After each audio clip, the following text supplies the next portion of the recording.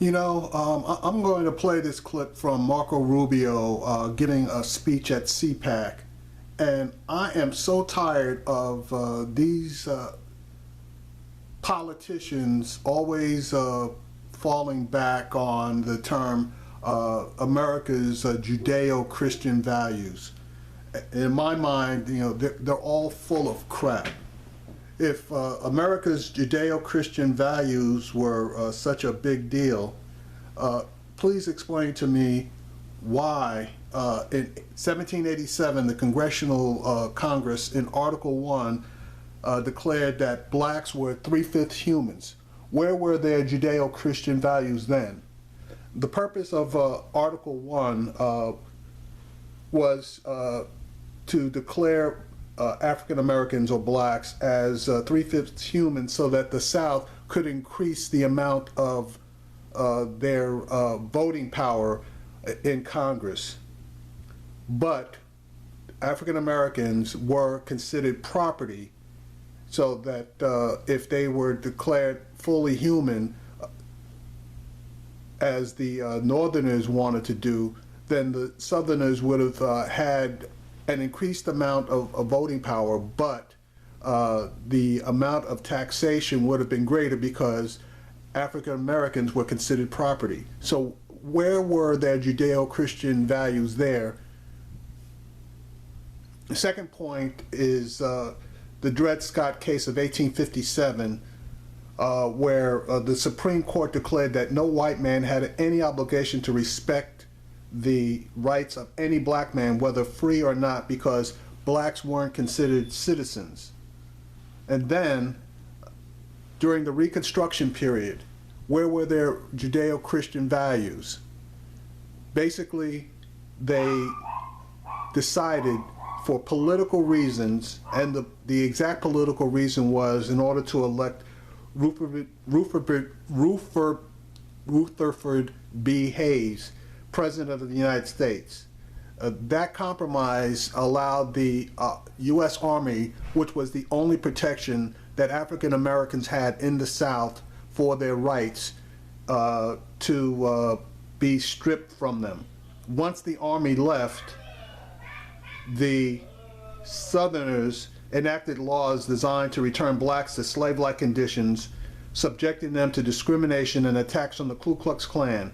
All of their property rights were stripped from them, as well as any inheritance rights, which means that even if a black person owned a land, property, etc., once he died, his property could not be inherited either by his wife or by his children. So I want to play this clip from Rubio's speech, and just the hypocrisy of the whole thing is, in my mind, astounding. Now, is what kind of country is this going to be in the 21st century? The thing that I always enjoy about CPAC is the incredible number of young people that come to these. Younger Americans.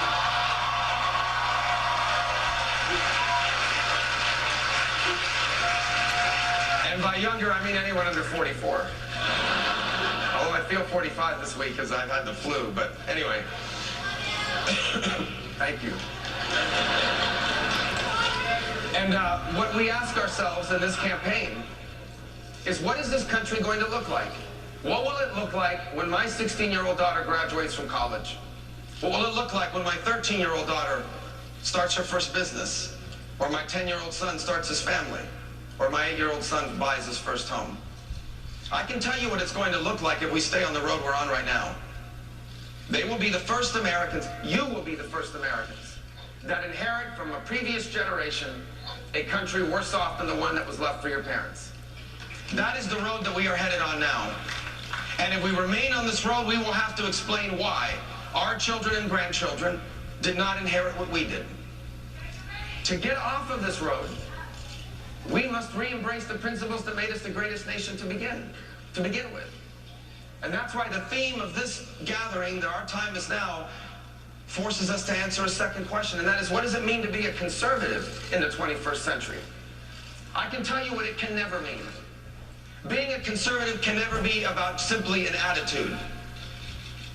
Being a conservative cannot simply be about how long you're willing to scream, how angry you're willing to be, or how many names you're willing to call people. That is not conservative.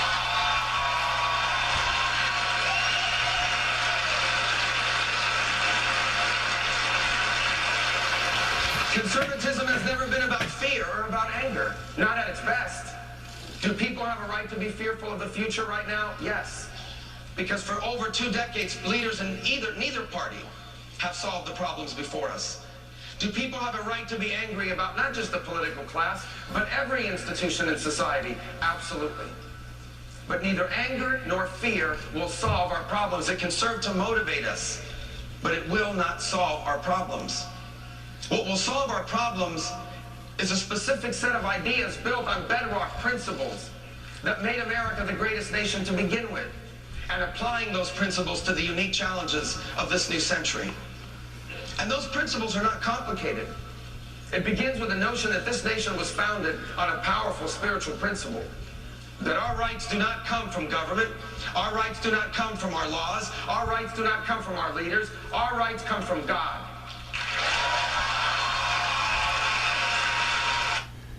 Yeah, but apparently black people's rights didn't come from God. They came from government, since the government decided that black people had no rights. So, exactly what is he saying? Is he saying that black people weren't human until the government finally decided that they were? Because if God gave us our rights, how come we didn't have them when we first hit this country and throughout the history of this country for 200 plus years?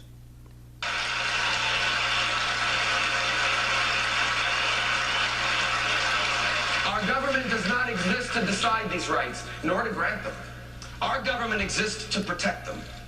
And that is why we have a constitution that limits the power of the federal government to a few specific but important things. Now there he goes with the Constitution, but the Constitution was exactly what did limit the rights of black people in this country.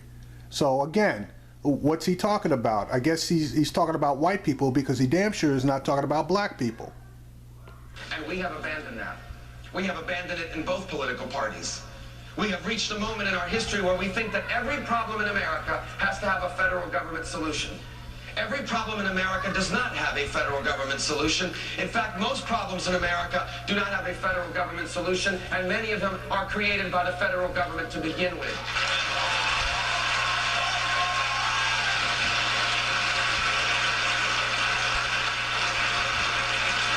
And so to move forward in a better direction, it does mean re-embracing and following the First Amendment. For what that stands for is not just the right to believe anything you want, but the right to live out the teachings of your faith in every single aspect of your life.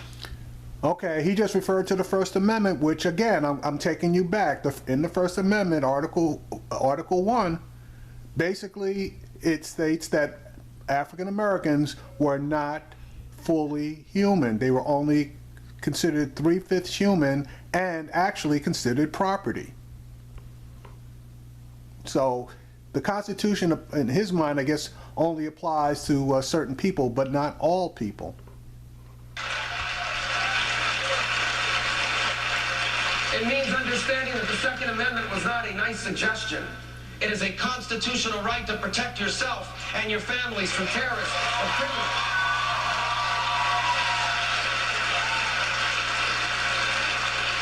It means adhering to the 10th Amendment, in which power, if it even belongs in government, is reserved to the states. Not because we don't care about our problems, but because we care. We know that when the federal government tries to solve these problems, it often makes them worse, not better. So let's return power back to the states.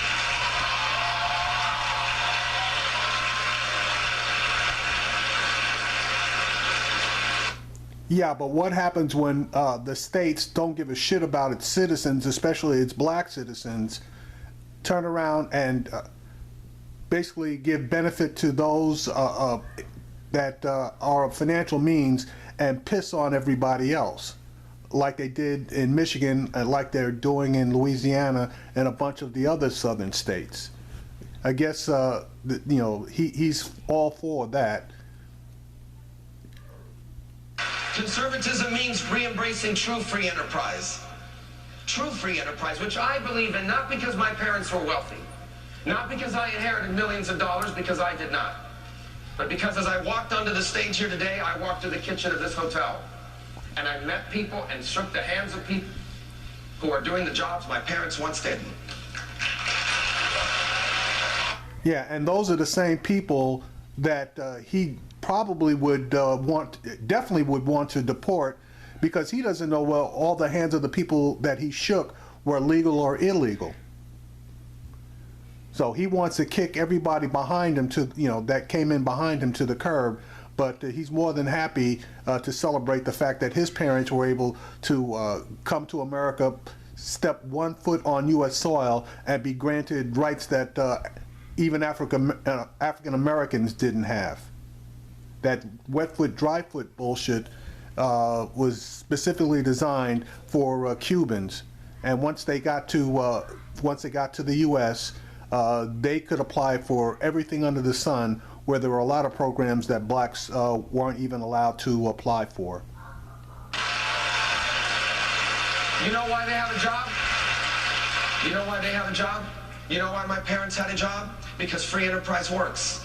Because someone created those jobs. And with those jobs, they are able to feed their families and raise them and buy homes and a better future. Free enterprise is the best economic system in the history of the world, because it is the only system where you can make poor people richer and you don't have to make rich people poor.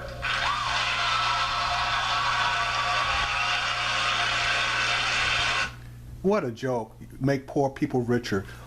The design of capitalism basically is for people that have money to make more money and to hold the people who don't have money in a subservient position. So a poor person being able to become rich is a fantasy.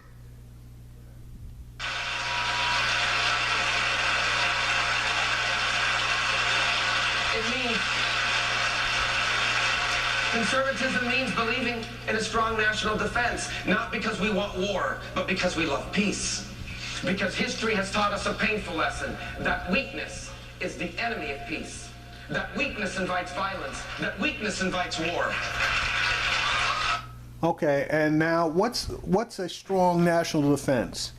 Right now, the United States is spending $564 billion a year on national defense, which is approximately 54% of our discretionary budget spending. The way these guys talk, they act like we're not spending anything. That figure is greater than the next 10 nations combined as far as what they spend. These guys really want us to be the policemen of the world, and that's bullshit. Yeah, it is good to have a strong national defense, but for us to burn so much money on national defense when there are so many other needs in this country is basically ridiculous. We need to spend enough money in order to basically defend ourselves, but we don't need to be jumping into every country that has a problem and trying to place upon them the things that we think that they should do. They should be able to decide for themselves what they want to do and which way they want to go. A civil war is a civil war, and that is a war between two factions fighting for supremacy. And it is not our job to decide which faction is right and which faction is wrong.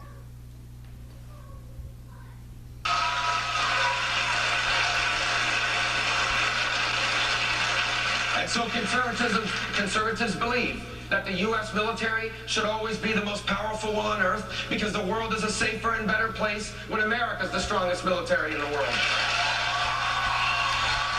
Basically warmongering. Conservatives believe we stand by our allies, especially allies like Israel. They are the only pro-American, free enterprise democracy. Yeah, and they're a bunch of criminals too, because if you recall, I believe it was within the past year or two, Israel went in to the Palestinian-controlled areas and started bombing hospitals, and that was quickly swept under the rug. because the Israelis claimed that Palestinian terrorists were embedded within the hospitals. So what did they do? They turned around and completely destroyed the hospitals.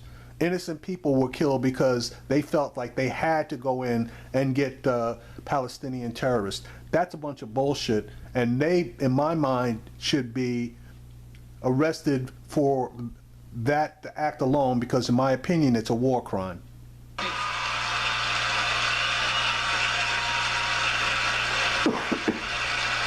Conservatives believe that we need to defeat radical Islam, not because we want war, but because ISIS and other radical Islamists are enemies of peace. And that's why we need a president under whom the best intelligence agencies in the world will find terrorists, and the best military in the world will destroy them. And if we capture them alive, a president that will bring them to the United States, a president that will grant them a court-appointed lawyer, a president that will send these terrorists where they belong, to Guantanamo Bay, Cuba.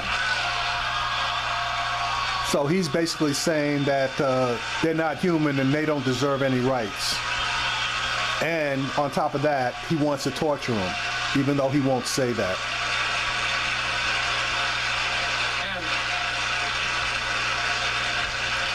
And conservatives believe we take care of our veterans because we have a sacred obligation to take care of them after they've taken care of us. It's something that's not happening now.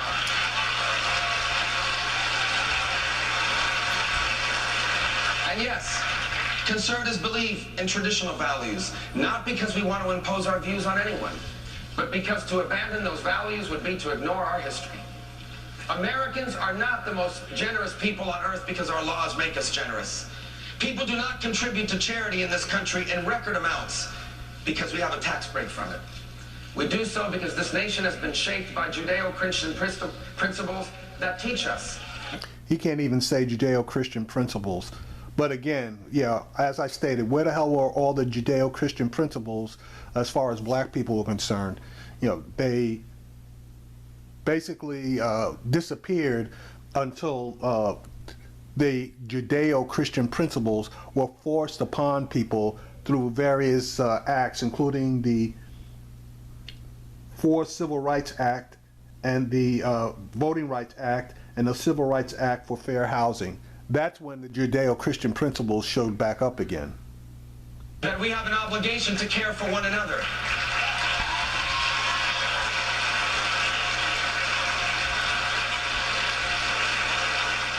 And we believe in traditional values because without them, without the belief in an all-powerful God, then the very founding of this country was meaningless. It was founded on the principle that our rights come from God. If there is no God, then where do your rights come from other than what your leaders decide they are? You do not understand America, and you do not understand our history if you do not understand the role that our faith community has played in making us the greatest nation in the history. Yeah, and where was the faith community when we were being enslaved? Right. So again, they always fall back on that Judeo-Christian principles and faith when it benefits what they want to say. But when you can point out to them that they weren't practicing their Judeo-Christian principles, they can always come up with an excuse.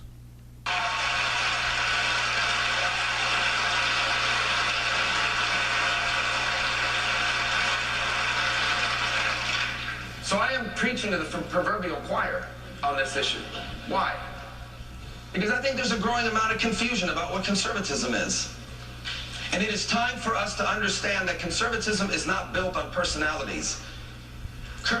Conservatism is not simply built on how angry you might seem from time to time. Conservatism is built on a set of principles and ideas that our nation desperately needs.